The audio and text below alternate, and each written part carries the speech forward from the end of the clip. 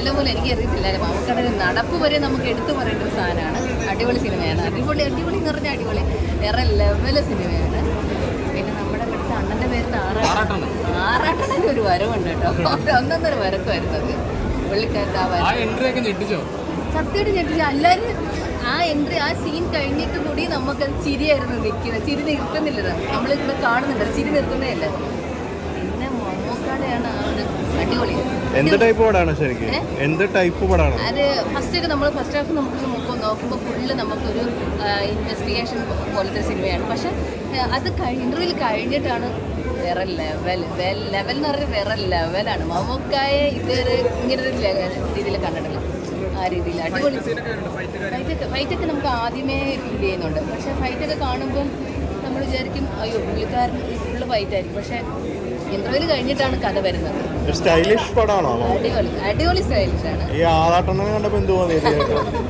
ആറാട്ടണ്ണനെ കണ്ടപ്പോൾ എന്തായാലും ഈ സിനിമയ്ക്ക് പുള്ളിക്കാരൻ നെഗറ്റീവ് പറഞ്ഞതില്ലെന്ന് മനസ്സിലായി. അതെനിക്ക് മനസ്സിലായി. കാരണം വെച്ചാൽ എനിക്ക് ഈ ആളുടെ പേരറിയത്തില്ല, അണ്ണാന്ന് മാത്രമേ അറിയത്തുള്ളൂ. അണ്ണൻ അടിപൊളിയായിട്ടുണ്ട്. ഒരു 2K കിഡ്സിലുള്ള മമ്മൂക്കയുടെ സ്നേഹോപകാരം എന്നൊക്കെ പറയുന്ന രീതിയിൽ പടം മേക്ക് ചെയ്തേക്കുന്നത്. പടത്തിൻ്റെ ഫസ്റ്റ് തൊട്ട് എൻഡിങ് ഒരു ബീജിയം പടത്തിൽ പിടിച്ചിട്ടുണ്ട്. മമ്മൂക്ക ക്ലൈമാക്സിൽ ഒരു അവസാന സീനിൽ കുറച്ച് നമ്മൾ ഫ്ലെക്സിബിളായിട്ടുള്ളൊരു ആക്ടിങ് സ്റ്റൈലുണ്ട്.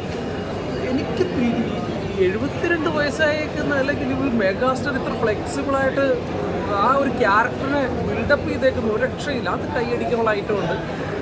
ഒരു ഗെയിം, ഒരു പബ്ജിയൊക്കെ പോലുള്ള ഒരു ഗെയിമുണ്ട്, അതിൻ്റെയൊക്കെ ഒരു ലേറ്റസ്റ്റ് വേർഷൻ പോലൊരു ഇതിനാണ് കഥ മേക്ക് ചെയ്തേക്കുന്നത്. സോ തിയേറ്റർ വാച്ചബിളായിട്ടുള്ള ഒരു സ്റ്റൈലിഷ് ആയിട്ടുള്ള മമ്മൂക്കാനെ തിയേറ്ററിൽ പടത്തിലൊരു ക്യാമിയ റോളുണ്ട്. ആറാട്ടണ്ണൻ ക്യാമിയ റോളായിട്ട് വരുന്നുണ്ട്. സോ തിയേറ്റർ വാച്ച് മൂവിയായിട്ടാണ് എനിക്ക് പേഴ്സണൽ ഫീൽ ചെയ്തേക്കുന്നത്. മമ്മൂക്കയുടെ ഒരു സ്റ്റൈലിഷ് ബേസ്ഡ് ഫീലിംഗ് കണ്ടിരിക്കുക എന്നുള്ള ഒരു രീതിയിൽ തിയേറ്ററിൽ വന്നതിന് നഷ്ടമില്ലാതെ ഇറങ്ങിപ്പോകാൻ പറ്റും. നല്ല സിനിമയായിരുന്നു, അടിപൊളി. നമ്മൾ പ്രതീക്ഷിക്കാത്ത രീതിയിലാണ് എൻട്രിലേക്ക് പോകുന്നത്. അടിപൊളി സ്റ്റൈലിഷ് മമ്മൂക്കനെയാണോ കാണാൻ പറ്റുന്നത്? സ്റ്റൈലിഷ് ആയിരുന്നു, ഫുൾ ഓൾ ഓവർ അടിപൊളി. ഒരു ഗെയിമിംഗ് ബേസ്ഡ് പടമാണോ? അതെങ്ങനെയാണ്? ഗെയിമിംഗ് ബേസ് ആണ്, പക്ഷേ ക്ലൈമാക്സിൽ ഇപ്പോഴാണ് എന്താണെന്നുള്ളത് ആ ഒരു ഇത് അറിയുന്നത്. പക്ഷെ അടിപൊളിയായിരുന്നു, എനിക്ക് ഭയങ്കര ഇഷ്ടമായി. പിന്നെ ബിജിഎം ബാക്കി മേക്കിംഗ് കാര്യങ്ങളൊക്കെ വിജയം പറയാനില്ല, അടിപൊളി. മേക്കിംഗ് സൂപ്പറായിരുന്നു. പക്ഷേ ഇതിനകത്ത് പറയുകയാണെങ്കിൽ ഭയങ്കരമായിട്ട് ഒരു ഡിഫറെൻറ്റ് ഫൈറ്റും കാര്യങ്ങളൊക്കെ ഉണ്ട്. പടം എല്ലാം കൊണ്ടും അടിപൊളിയാണ്. എല്ലാവരും മസ്റ്റായിട്ട് തന്നെ തിയേറ്ററിൽ തന്നെ ഒന്ന് പറഞ്ഞോളാം.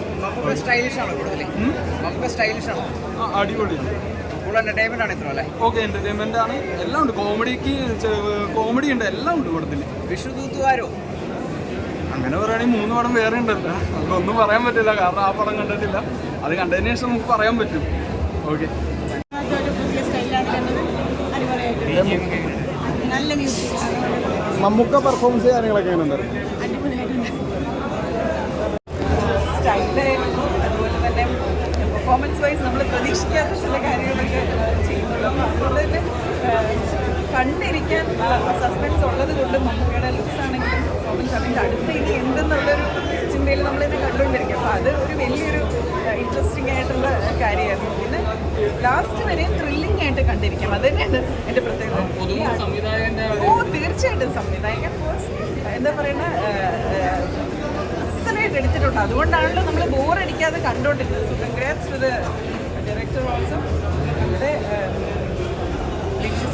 ഉണ്ടായിരുന്ന പുള്ളിക്കും കൺഗ്രാറ്റ്സ് ആൻഡ് ഹോൾ ടീം. പിന്നെ കാസ്റ്റിംഗ് വാസ് റിയലി ഗുഡ്.